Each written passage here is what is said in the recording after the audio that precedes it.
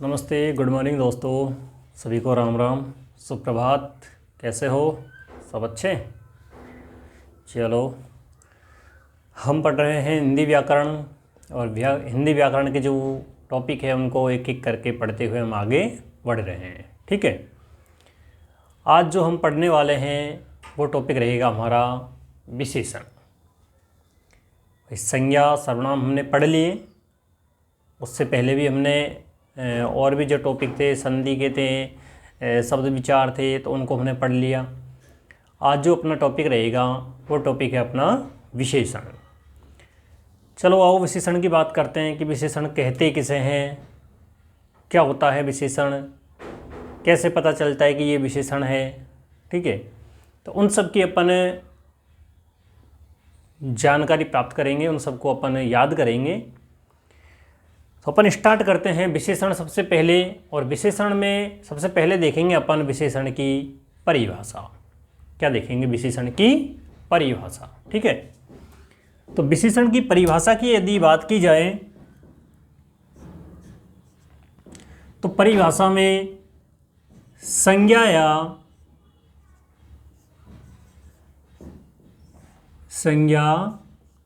या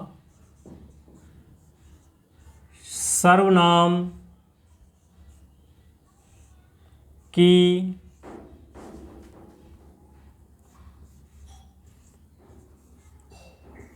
विशेषता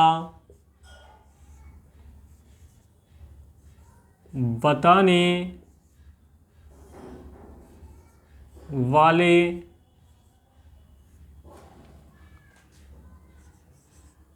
शब्दों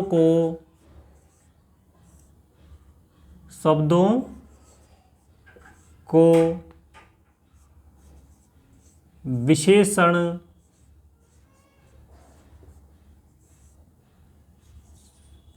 कहते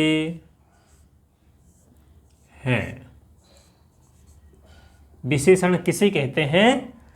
संज्ञा या सर्वनाम की विशेषता बतलाने वाले शब्दों को अपन क्या कहते हैं? विशेषण कहते हैं।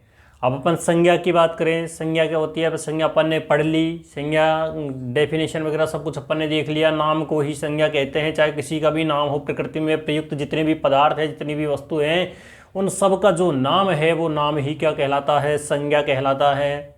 ठीक है, अपन ने पढ़ लिया था। उसके बाद में सर्वनाम पढ़ लिया था अपन ने। संज्ञा के स्थान पर यानी कि नाम के स्थान पर जो शब्द रखे जाते हैं उनको क्या कहते हैं? अपन सर्वनाम कहते हैं। संज्ञा के स्थान पर प्रयुक्त होने वाले शब्दों को सर्वनाम कहते हैं। ठीक है, अब इन दोनों की, संज्ञा और सर्वनाम दोनों की ही विशेषता बतलाने वाले शब्द जो है उनको क्या कहते हैं? अपन विशेषण कहते हैं। ठीक है, जैसे उदाहरण बाद में देखेंगे।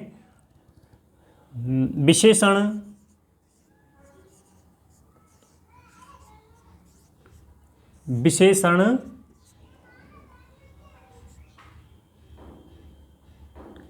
के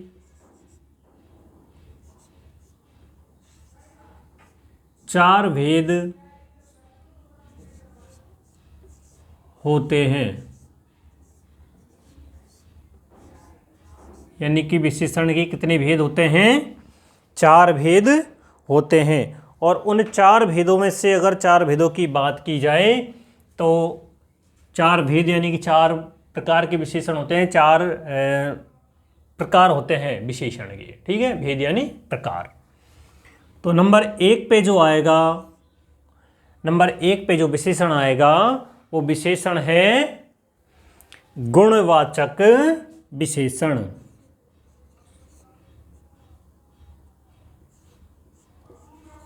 गुणवाचक विशेषण।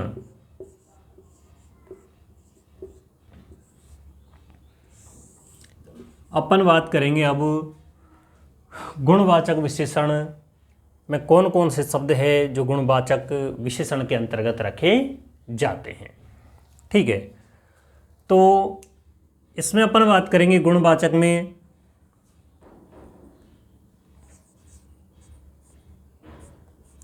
आकार, आकार में गोल हो गया, लंबा हो गया, छोटा हो गया,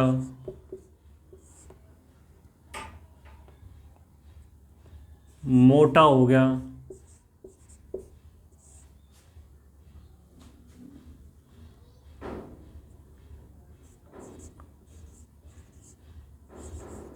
चतुर्भुज हो गया, आदि। आकार यानी उसकी जो शब्द अपन को दे रखा है उसकी आकृति कैसी है, उस आकृति को जो नाम दिया जाएगा वो उसका आकार में आएगा, और जो नाम है उसका वो क्या है, उसका गुण बता रहा है कि वो कैसा है। ठीक है। उसी प्रकार से रंग हो जाएगा उसका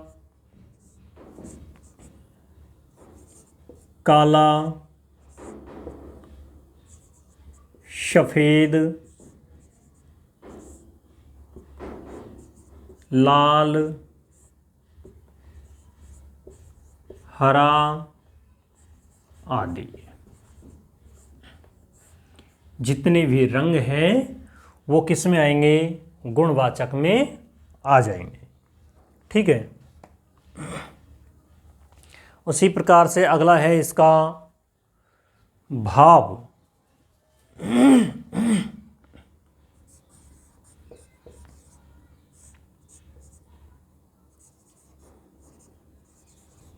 अच्छा, बुरा,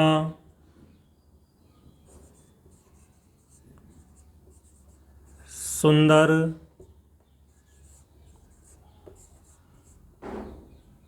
कुरूप,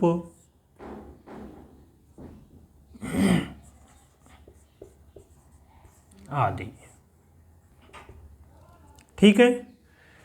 ये क्या हो गया इसका, एक तो हो गया आकार में कौन कौन से शब्द आते हैं, आदि, और भी कई शब्द हैं। रंग में कौन कौन से आते हैं, उसके बाद में भाव में कौन कौन से आते हैं। ठीक है।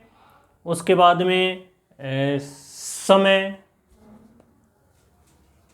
यहाँ नीचे आ जाएगा समय, समय में अगला, पिछला, अगला, पिछला, नया,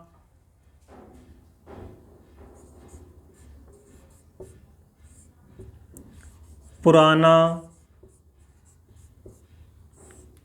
आदि।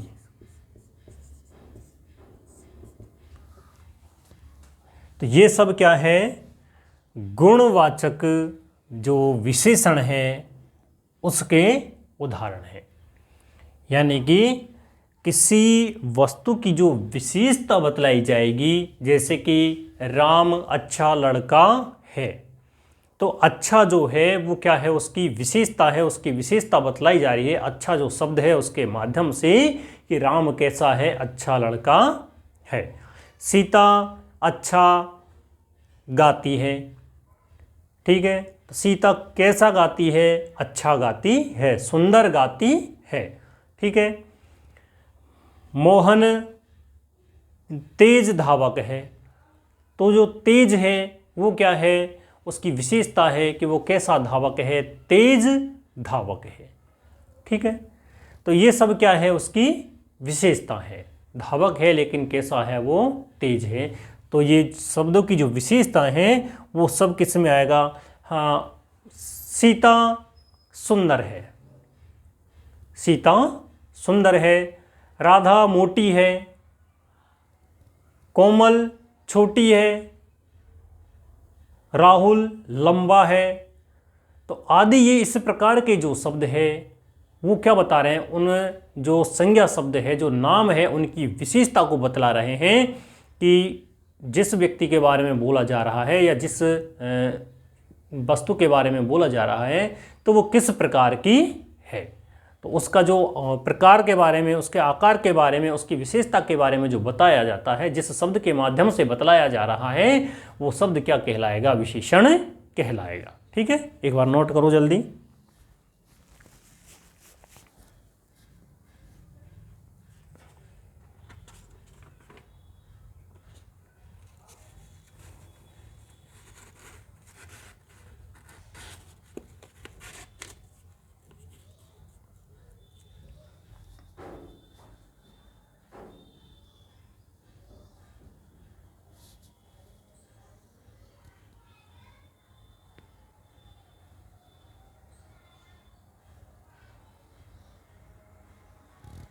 ठीक है, उतार लिया। अब है, ये तो हो गया नंबर 1। ठीक है, अब आएगा नंबर 2, और नंबर 2 पे आएगा संख्यावाचक विशेषण। ठीक है, नंबर 2 पे क्या आएगा? संख्यावाचक विशेषण।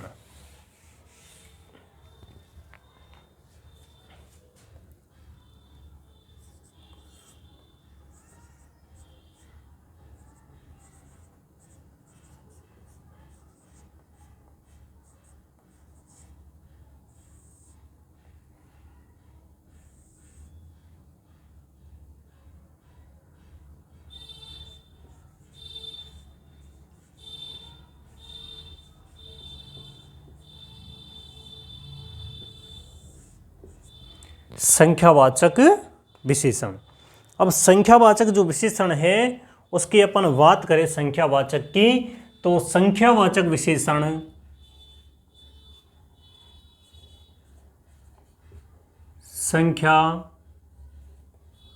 संख्यावाचक विशेषण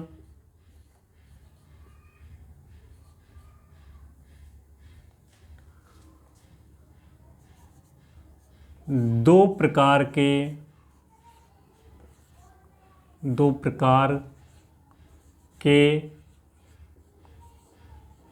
होते हैं। कितने प्रकार के होते हैं संख्यावाचक विशेषण? संख्यावाचक विशेषण होते हैं 2 प्रकार के। ठीक है, अब 2 प्रकारों की बात की जाए तो 2 प्रकारों में जो पहला नंबर है तो वो आएगा नंबर 1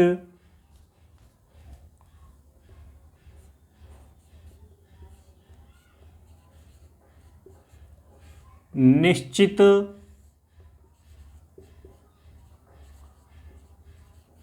संख्यावाचक।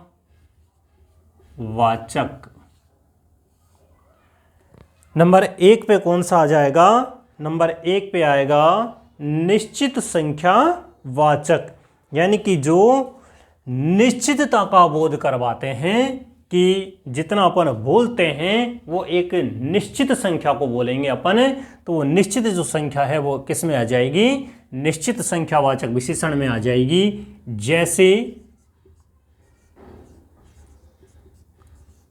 जैसे 1, 5, 10,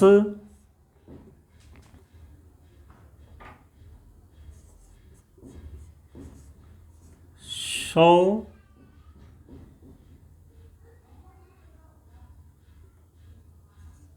आदि। यानी कि ये जो अपन ने बोला है वो क्या है? एक निश्चित संख्या है जिसको अपन ने फिक्स कर दिया कि अपन ने जितना बोला है उतनी ही ये संख्या है। 1, 5, 10, 100 आदि कुछ भी बोल सकते हैं अपन। जिस संख्या का नाम लेंगे वो क्या हो जाएगी? निश्चित संख्या हो जाएगी। वो निश्चित संख्यावाद जो अपन संख्या का नाम ले रहे हैं वो निश्चित संख्या में आ जाएगी। ठीक है, नंबर 2 पे होता है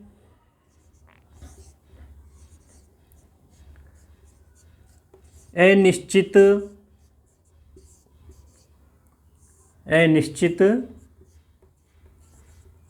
संख्यावाचक। नंबर 2 पे कौन सा होता है? अनिश्चित संख्यावाचक। ठीक है, अब अनिश्चित संख्यावाचक जो है उसकी बात करें अपन, तो अनिश्चित संख्यावाचक में आएगा जैसे कोई, जैसे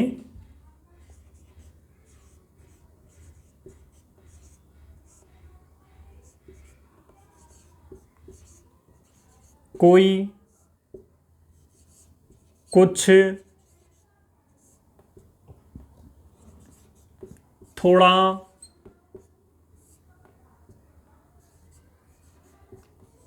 ज्यादा आदि। ठीक है, यानी कि अनिश्चित, कोई निश्चित है क्या, कोई वस्तु या कोई बर्तन दे दो। अपन ने जैसे कुछ सामान लेके आए हैं बाहर से और उसको रखने के लिए अपन ने आवाज़ लगाकर बोला कि कोई बर्तन दे दो जिसमें ये सामान रखना है। ठीक है, अपन ने किसी बर्तन का नाम तो नहीं लिया कि हमें थाल देना या फिर हमें परात देना या फिर हमें बाल्टी देना, बोला क्या, नहीं बोला। अपन ने बोला कि कोई बर्तन दे दो। ठीक है, तो कुछ भी हो सकता है, अनिश्चित है, कोई निश्चित नहीं है। कुछ यानी कि घर में कुछ खाने के लिए है क्या, घर में कुछ खाने को रखा है क्या। कुछ यानी कि कुछ भी हो, खाने के लिए है क्या, अपने कुछ फिक्स तो नहीं कहा कि उसमें चपाती है क्या या फिर कुछ नाश्ता है क्या, पोहे है क्या, चावल है क्या, ऐसे तो नहीं बोला अपन ने। अपन ने क्या बोला, कुछ रखा है क्या, यानी कि कुछ भी है क्या खाने के लिए। थोड़ा, बर्तन में थोड़ा दूध डाल दो, बर्तन में थोड़ा दूध डाल दो। थोड़ा का मतलब है अपन ने ये तो नहीं कहा कि 1 लीटर 2 लीटर 5 लीटर 10 लीटर, नहीं कहा ना। अपन ने कहा थोड़ा डालना है, यानी कि कोई फिक्स नहीं है कि कितना सा डालना है। थोड़ा सा मतलब 1 बूंद भी होता है, थोड़ा सा मतलब 10 किलो भी होता है, थोड़ा सा मतलब 10 ग्राम भी होता है। ठीक है, ज़्यादा, इस बर्तन में बहुत ज़्यादा पानी है, इस बर्तन में ज़्यादा पानी है। तो अपन ने ज़्यादा जो बोला है यानी कि अधिक है, लेकिन पता नहीं कितना अधिक है। ठीक है, उसमें लिमिट कितनी है, उसमें कितना भरना था हमें नहीं पता, लेकिन उसमें ज़्यादा भरा हुआ है तो अपन ने बोल दिया कि इसमें ज़्यादा पानी है। हमें नहीं पता कितना ज़्यादा पानी है। ठीक है, कोई फिक्स थोड़ी है ज़्यादा कितना है, कोई नहीं है। ठीक है, तो ये किस में आएगा, ये आ जाएगा अनिश्चित संख्यावाचक में, और ये किस में आ गया, निश्चित संख्यावाचक में। दोनों को नोट करो एक बार।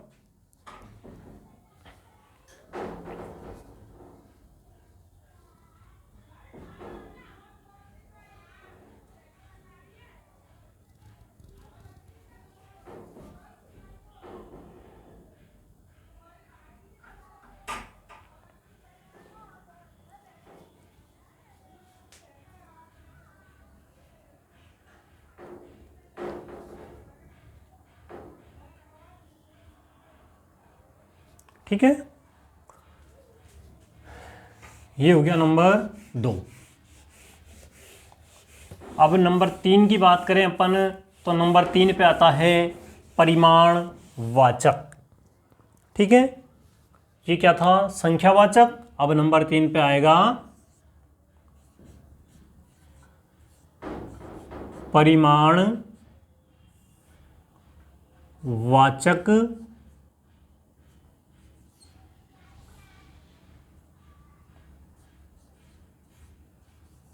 विशेषण। ठीक है, परिमाणवाचक विशेषण। ठीक है, तो परिमाणवाचक विशेषण की अपन बात करें तो परिमाण का मतलब क्या होता है, माप या तोल। माप तोल जो है वो किस में आती है, परिमाणवाचक विशेषण के अंतर्गत आती है। ठीक है, अब वो माप तोल जो है वो परिमाण के अंतर्गत रख दिया अपन ने। और ये जो परिमाणवाचक विशेषण है ये भी कितने प्रकार का होता है,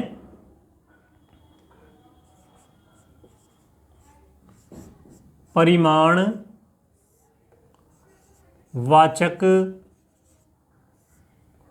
विशेषण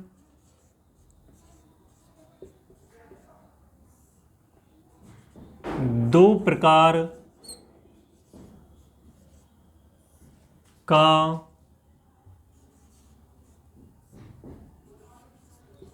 होता है।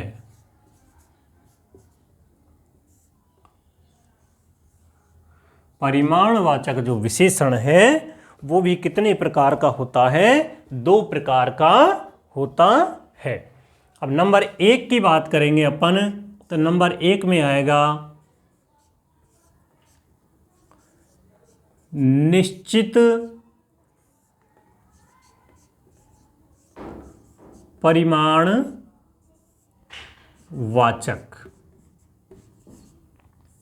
ठीक है। और नंबर 2 की बात करेंगे तो नंबर 2 पे आ जाएगा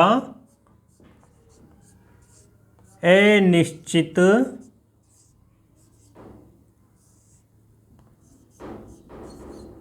परिमाणवाचक। नंबर 2 पे कौन सा आ जाएगा? अनिश्चित परिमाणवाचक। एक तो हो गया निश्चित परिमाणवाचक और दूसरा कौन सा हो गया? अनिश्चित परिमाणवाचक। ठीक है। अब निश्चित परिमाणवाचक की बात करें तो इसमें अपन कहेंगे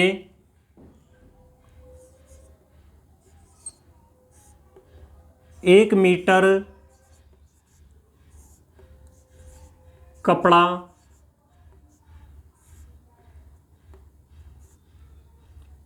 5 लीटर 5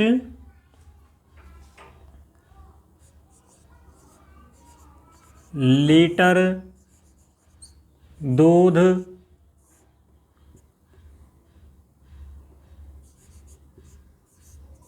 2 किलो तेल 10 किलो आटा। ये सारे के सारे किस में आ जाएंगे?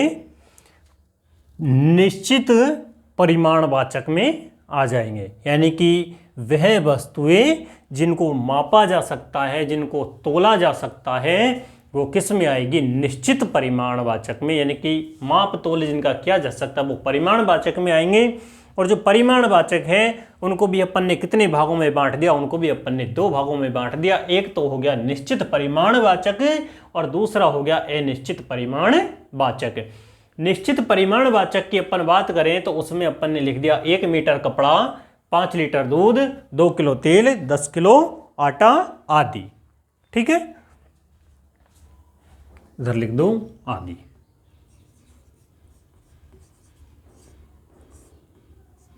यानी कि इनके अलावा भी और भी जो माप तोल किया जा सकता है वो सभी वस्तुएं आ सकती हैं। ठीक है। अब इसके बाद में अपन बात करेंगे अनिश्चित परिमाणवाचक की। और अनिश्चित परिमाणवाचक में अपन देखेंगे कि यहाँ इसमें होता है एक तो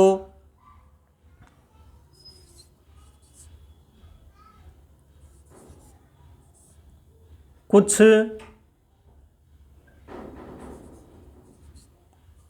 दूध या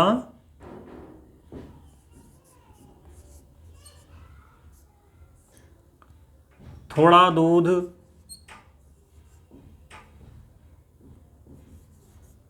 कुछ दूध या थोड़ा दूध। ठीक है, कुछ दूध या थोड़ा दूध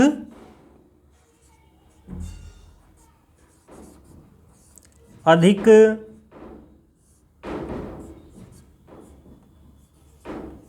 चावल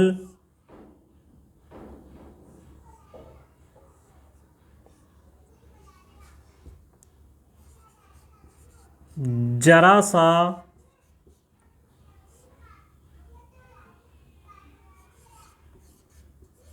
कपड़ा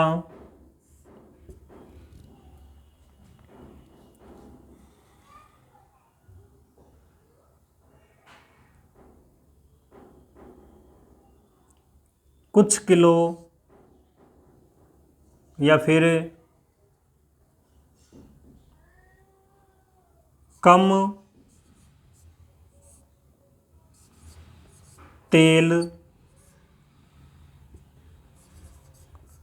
अधिक आटा आदि। ठीक है, तो इस प्रकार के जो, अब यहां पे क्या है कि यहां पे एक निश्चित मात्रा है। अपन ने बोल दिया 1 मीटर कपड़ा, 5 लीटर दूध, 2 किलो तेल, 10 किलो आटा, यानी कि एक निश्चित मात्रा है जो अपन ने उस संज्ञा, यानी कि जो जिस वस्तु को अपन ले रहे हैं उस वस्तु से पहले अपन ने एक निश्चित मात्रा फिक्स कर दी, जैसे 1, 5, 2, 10। तो ये निश्चित मात्रा है। निश्चित मात्रा होने के कारण इनको मापतोल है, और मापतोल में आने के कारण ये किस में आएगा? निश्चित परिमाण वाचक में आएगा। जबकि नीचे वाले में देखा जाए अनिश्चित परिमाण वाचक में, तो यहाँ पे अधिक, जरा सा, कुछ, थोड़ा, अधिक, कम, इस प्रकार की जो मात्रा है ये कोई निश्चित नहीं है कि कितना अधिक है, कितना कम है, थोड़ा सा यानी कितना सा है, जरा सा यानी कितना सा है। तो वो सब चीज़ है, ये क्या है? एक अनिश्चित है, कोई निश्चितता का बोध नहीं करवा रहे ये शब्द, इसलिए ये किस में आएगा? अनिश्चित परिमाणवाचक के अंतर्गत आता है। ठीक है, चलो एक बार इनको नोट करो।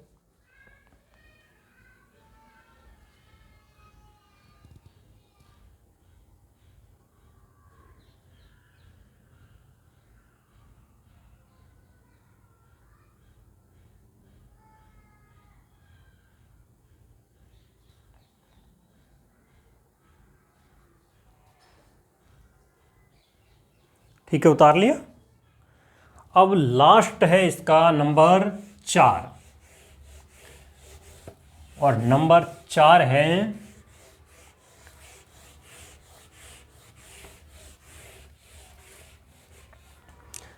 नंबर 4 पे जो आएगा वो है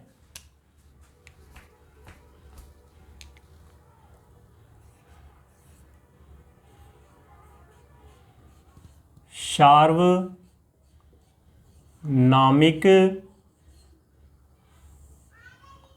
विशेषण।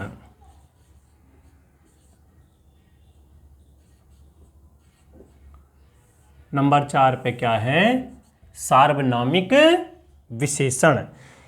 सार्वनामिक विशेषण किसे कहते हैं? सार्वनामिक विशेषण किसे कहते हैं? तो इसकी जो पहचान है वो है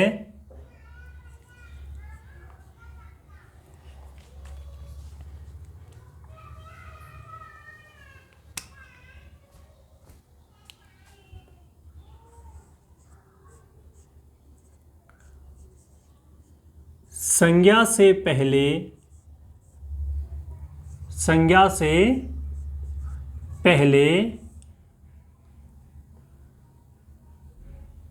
जिस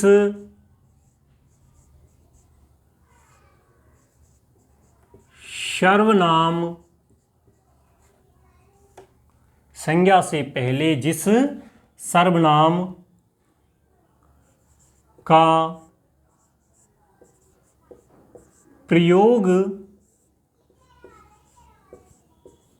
किया जाता है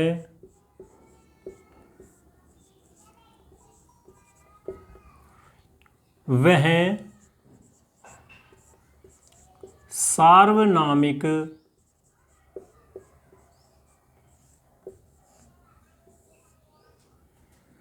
विशेषण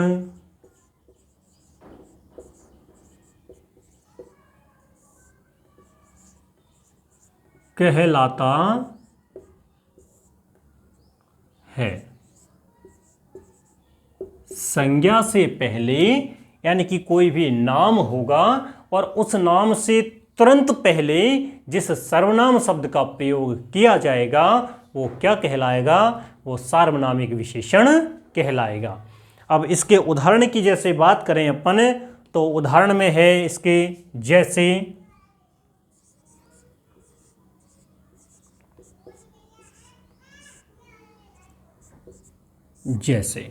ठीक है, उदाहरण में सबसे पहले देखेंगे अपन, तो इस गेंद को मत फेंको। इस गेंद को मत फेंको। ठीक है, तो यहां पे गेंद से पहले कौन सा शब्द आया है? इस। तो इस जो शब्द है वो किसके लिए आया है? गेंद के लिए, और गेंद से तुरंत पहले आया है, यानी कि संज्ञा हो गई गेंद, और संज्ञा से तुरंत पहले जो शब्द आया है वो क्या है? इस। तो इसको अपन क्या कहेंगे? सार्वनामिक विशेषण, यानी कि सर्वनाम की जो सर्वनाम है वो शब्द किससे पहले आ रहा है? यदि संज्ञा से पहले आ रहा है तो अपन उसको क्या कहेंगे? सार्वनामिक विशेषण कहते हैं। दूसरा इसका जो उदाहरण है वो है, वह लड़का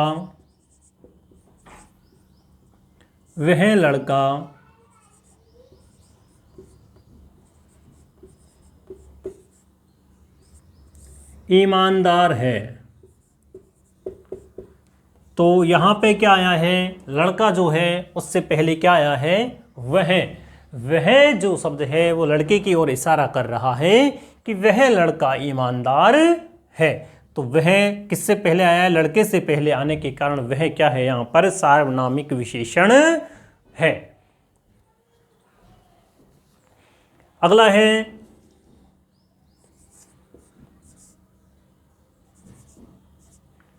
कोई लड़की आपको बुला रही है। तो यहां पे लड़की जो है उससे पहले क्या है? कोई, और कोई जो है वो क्या है? लड़की। लड़की से पहले कोई जो है वो क्या है? सर्वनाम। और ये जो सर्वनाम है वो किससे पहले आया है? संज्ञा से पहले आने के कारण ये क्या कहलाएगा? सार्वनामिक विशेषण कहलाता है। ठीक है, इसी प्रकार से लास्ट है इसका,